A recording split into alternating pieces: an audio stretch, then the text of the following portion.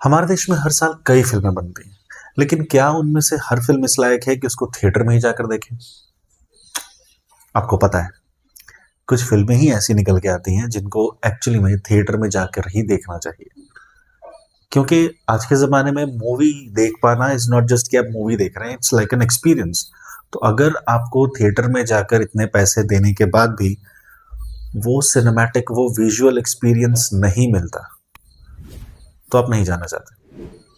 तो फिर ज़ाहिर सी बात है, आप उन्हीं पिक्चरों में अपने पैसे लगाएंगे जो ये प्रॉमिस करते हो that you are getting that visual experience, that cinematic experience from the movie. Welcome to Rupa's world. मैं हूं संदीप और आज हम बात करने वाले हैं कांतारा लेजेंड चैप्टर 1 की।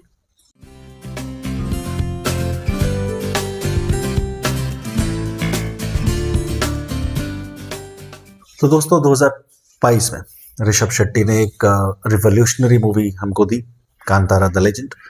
और क्या तो मूवी थी, मतलब आप सभी को आई गेस याद ही होगा कि उसका जो क्लाइमैक्स सीन था कितना कमाल का था और उसका कितना गहरा असर पड़ता है एज एन ऑडियंस आपके ऊपर जब आप वो देखते हैं।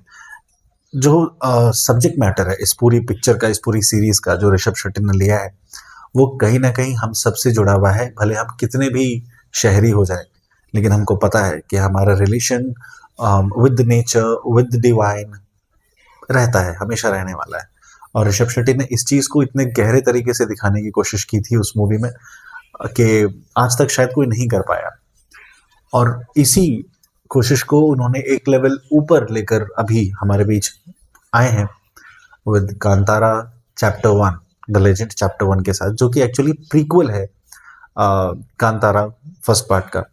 तो basically this is part 2 but it's a prequel. जिनको प्रीक्वल और सीक्वल में अंतर नहीं समझ में आता, उनको मैं बस सिंपली बता दूं, अगर किसी मूवी की कहानी के पहले हुई घटनाओं के ऊपर कोई फिल्म आती है, भले वो मेन फिल्म के बाद आ रही है, उसको प्रीक्वल कहते हैं। और अगर नॉर्मली जैसा हम जानते हैं कि उस कहानी के आगे क्या हो रहा है वो बताती हुई फिल्म आती है, तो उसको हम सीक्वल कहते हैं। सो भले ही दिस इज चैप्टर 1, भले ही दिस इज पार्ट 2, लेकिन this is the prequel of the first movie. बात करते हैं कांतारा के राइटिंग की। तो ऋषभ शेट्टी, जो खुद ही डायरेक्ट भी कर रहे हैं, उन्होंने ये फिल्म लिखी है। उनके साथ दो राइटर्स उनके साथ आए हैं, एक अनिरुद्ध हैं और दूसरा शनील गुरु, और एक है अनिरुद्ध महेश। तो इन दोनों ने मिलकर ये मूवी लिखी है ऋषभ शेट्टी के साथ।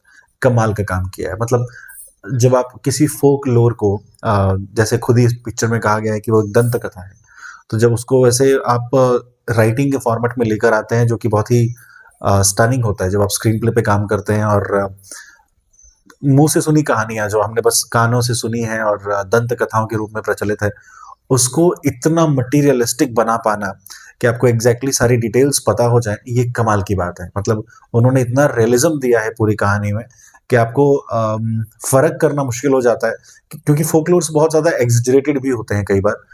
तो लेकिन यहाँ जो एग्जेजरेशन है ना, वो आपको नहीं पता चलेगा कि है भी या नहीं। So this is such a great writing, piece of writing. और राइटिंग में सबसे अच्छी बात होती है उसकी डिटेलिंग। तो जितनी ज्यादा डिटेलिंग इसमें करी गई है कांतारा चैप्टर 1 में, ऋषभ शेट्टी और अनिरुद्ध और शानील जी ने जो किया है, विच इज रिमार्केबल। मतलब उससे मैं गारंटी के साथ कह सकता हूँ कि उसी से आगे जब बांगलान, जो इनके प्रोडक्शन डिजाइनर हैं, जब वो अपना काम कर रहे होंगे, या फिर धरणी गंगेपुत्र जो इनके आर्ट डायरेक्टर हैं, जब ये लोग अपनी तैयारी कर रहे होंगे, क्योंकि आप खुद देखिए, उनको बहुत फायदा मिला होगा। क्योंकि आप खुद देखिए कि 600 कारपेंटर्स मिलके एक जंगल में सेट खड़ा कर रहे हैं, जहां पे 50 दिनों का क्लाइमैक्स शूट हो रहा है, 3000 से ज्यादा आर्टिस्ट उसमें पार्टिसिपेट कर रहे हैं। और इतनी ज्यादा तैयारी आदमी कब कर पाता है? जब ऑब्वियस सी बात है आपकी राइटिंग वाला पार्ट क्लियर हो, आप डिटेल में बता चुके हो कि करना क्या है, आपको विजन क्लियर है कि इससे ये अचीव करना है, ये आउटपुट निकाल के लाना है। देन ओनली दीज पीपल, जो प्रोडक्शन डिजाइनर होते हैं, जो सेट डिजाइन करते हैं, अगर आप कांतारा चैप्टर 1 देखने जाएंगे तो आप सेट देखकर तो बिल्कुल मतलब this will blow your mind, क्योंकि छोटी से छोटी डिटेलिंग का भी बहुत ज्यादा ध्यान रखा गया है इस पिक्चर में। क्योंकि आप एक पूरी दुनिया बना रहे हैं। अगर मैं इसको कंपेयर करूं तो it would not be an exaggeration अगर मैं इसको पूरी के पूरे अवतार वाले, जो जेम्स कैमरून की एवतार थी 2009 की, उसमें जो हमको पूरा नया नया वर्ल्ड दिखाया गया है, तो जो नया प्लेनेट है, तो वो जो पेड़ के साथ जो उनका रिलेशन है, तो द होल थिंग जो उन्होंने अपना सेटअप बनाया है द होल प्लेनेट का, सेम प्रोडक्शन डिजाइन ने अचीव किया है यहाँ पर। यहाँ आप देख सकते हैं कि एक्चुअली वो जंगल में जिस तरह से रह रहे हैं, यू कैन इमेजिन, अगर आपने पढ़ी है उतनी हिस्ट्री उस समय की, कि जब वहां लोग रहते होंगे तो एग्जैक्टली इन्हीं चीजों से अपनी जिंदगी गुजारते होंगे, यही काम करके। और उनके टूल्स भी दिखाई दे रहे हैं कि क्या टूल्स वो यूज कर रहे हैं, जो कि दिख रहा है कि आदिवासियों वाले टूल्स हैं। और उनके घर, उनका आर्किटेक्चर, एवरीथिंग। तो ये जो डिटेलिंग है, ये बिना अच्छी राइटिंग के पॉसिबल नहीं है। और हाँ, ऑब्वियसली बांग्लान और बाकी लोग जो हैं, इन लोगों ने जो काम किया है, धीरन ने जो काम किया हुआ है, तो गंगेपुत्र जी जिन्होंने काम किया, इन लोगों का काम ऑलरेडी बहुत बढ़िया है। इन्होंने बहुत अच्छी अच्छी फिल्मों में प्रोडक्शन डिजाइन और आर्ट डायरेक्शन का काम किया है, तो दिखता है कि उनकी डिटेलिंग यहाँ पे बहुत बढ़िया तरीके से निकाली हुई है। तो फिल्म का एक सबसे बड़ा एस्पेक्ट तो इसका प्रोडक्शन डिजाइन है, जो कि आपको एकदम मंत्रमुग्ध कर देता है। आप उस दुनिया में पहुंच जाते हैं, आपको लगता है कि हाँ, अगर उस टाइम के राजा महाराजा होते होंगे तो ऐसे होते होंगे। आप ध्यान दीजिए, बहुत बड़ा ग्रैंडोर नहीं मिलेगा आपको जाकर वहां पे, जब आप देखेंगे ना, तो बाहुबली जैसा दरबार नहीं मिलेगा जो इतना बड़ा दरबार था। ऑब्वियस सी बात है, वो वीएफएक्स से अचीव किया हुआ है। यहाँ आपको नॉर्मल राजाओं के जो दरबार होते हैं ना, बहुत बड़े हॉल नहीं होते थे, मीडियम साइज हॉल होते थे, वहीं पे लोग बैठ रहे हैं, तो उस तरह के ही हॉल मिलेंगे, तो दरबार वैसा ही मिलेगा। तो मुझे सबसे बड़ी चीज जो इस पिक्चर की लगी वो प्रोडक्शन डिजाइन है, जिसने मुझे रियलिज्म में बनाए रखा। मुझे नहीं लगा कि मैं कोई वीएफएक्स हैवी मूवी देख रहा हूँ। वीएफएक्स पे बात करें तो वो भी इतनी कमाल की है, इतनी कमाल की है कि मैं बता नहीं सकता। लाइक एक इंडियन वीएफएक्स कंपनी ने हमें इसका वीएफएक्स दिया है, मुझे भी नाम उसका याद नहीं आ रहा, लेकिन उन्होंने भी बहुत कमाल का काम किया है। अगर आप इसमें एनिमल्स देखें तो आपको नहीं पता चलेगा कि वो एनिमल्स रियल हैं या एनिमेट या वीएफएक्स हैं। हालांकि इंटरेक्शन बहुत ही कमाल है, मतलब इट्स नॉट कि एक हिरन आया दौड़ के निकल गया, आप उसके साथ इंटरेक्शन नहीं हुआ किसी का, बिल्कुल नहीं। मैं स्पॉइलर नहीं दे रहा, लेकिन मतलब मैं बता रहा हूँ कि इस फिल्म में मेयर कैट्स हैं, और मेयर कैट्स के साथ जो नॉर्मल ह्यूमन बींग्स हैं, उनका इंटरेक्शन बहुत ही हाई लेवल का है। वहां पे पकड़ पाना बहुत मुश्किल होता है कि वो असली है या नकली। आप सबने ट्रेलर्स में टाइगर तो देखा होगा, तो टाइगर चलो समझ में आ रहा है कि वो थोड़ा एग्जेजरेटेड वर्जन है, लेकिन मेयर कैट्स के साथ में बहुत ही कमाल का काम किया है। तो वीएफएक्स इज देयर, और वीएफएक्स अच्छा तभी माना जाता है जब आपको पता ही ना चले कि वो वीएफएक्स वाला सीन है। सो यहाँ इस चीज का बहुत ध्यान रखा गया है। बहुत ही कम ही ऐसे सीन्स है जहां आपको समझ में आएगा कि अच्छा ये वीएफएक्स है, otherwise all practical effects mostly. और location has been great. Location इस पिक्चर में बहुत ही बढ़िया यूज किया गया है, सारे कर्नाटक में ही शूट किया गया पिक्चर। इवन जो डायरेक्टर हैं ऋषभ शेट्टी, उन्हीं के घर के पास, मतलब उनका जहाँ गांव है कोंडापुर या कुछ ऐसा ही नाम है, उसी इलाके में शूट किया गया है। 2-3 जंगल हैं, शंकरपुर और 2-3 जंगल हैं, इन सब जंगलों में ही एक्चुअली सेट लगा के शूटिंग की गई। हालांकि इनके साथ कई सारे अजीब अजीब घटनाएं भी हुई हैं। एक बार ये भी हुआ कि एक बस पलट गई 50 लोगों की, इनकी, जब क्रू जा रही थी। प्लस इनके पास जंगल में फाइन भी लगा क्योंकि उन्होंने कुछ वेस्ट डंप कर दिया था जंगल में। ये सारी चीजें हुई। बट द बेस्ट थिंग, जो कहानी है, जो प्लॉट है पिक्चर का, वो बड़ा बढ़िया है। मतलब it tells you the relationship between human nature and divine. तो पंजुर्ली देव हुए या गुलिक देव हुए, जो भी गण हैं, इनके देवता हैं, उनका रोल बहुत बढ़िया तरीके से दिखाया गया है कि जो आपके कुल देवता होते हैं, गांव देवता होते हैं। तो आपने पार्ट 1 में भी ये चीज नोटिस की होगी, पार्ट 2 में और बढ़िया तरीके से दिखाया गया है कि वो एक्चुअली में आते हैं लोगों की रक्षा करने के लिए, वो आपके साथ ही रहते हैं, and they never leave you, never leave you. हाँ, उनके रूप अलग हो सकते हैं पहुंचने के, उनके मीडियम अलग हो सकते हैं, but they are always there. तो एक बहुत बढ़िया अटेम्प्ट है ये पिक्चर जोड़ने की आपको नेचर से और आपके ओरिजिन्स के साथ।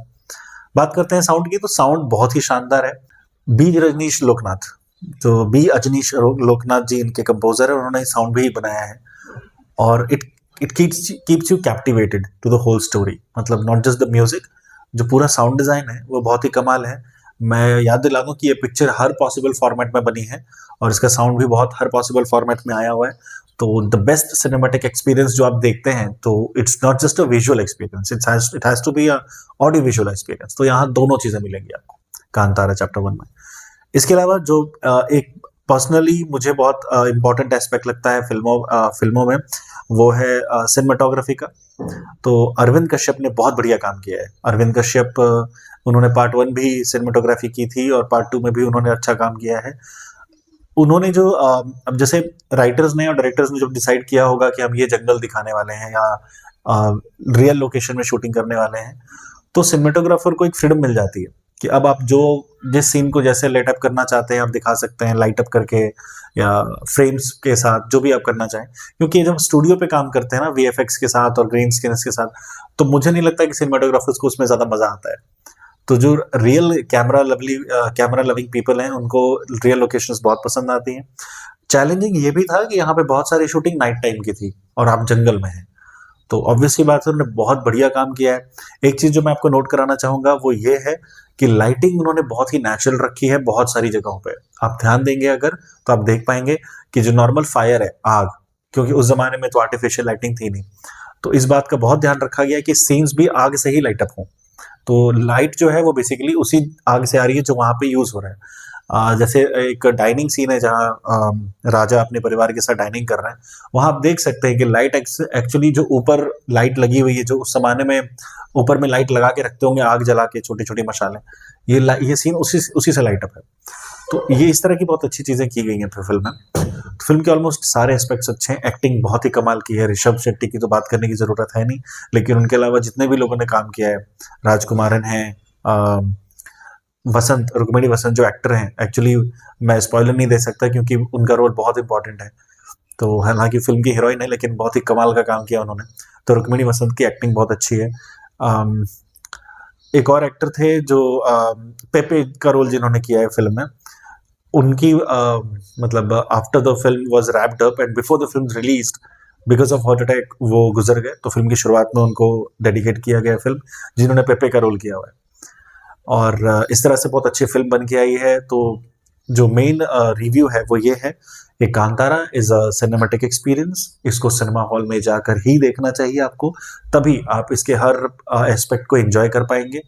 एंड यू विल लर्न कि जो रिलेशनशिप है हमारा अपने नेचर के साथ, डिवाइन के साथ, ये एक्चुअली इवॉल्व ही होता रहा है। हम भले ही कितने भी टेक्नोलॉजिकली एडवांस हो जाएं, वो अभी भी हमारे साथ ही हैं।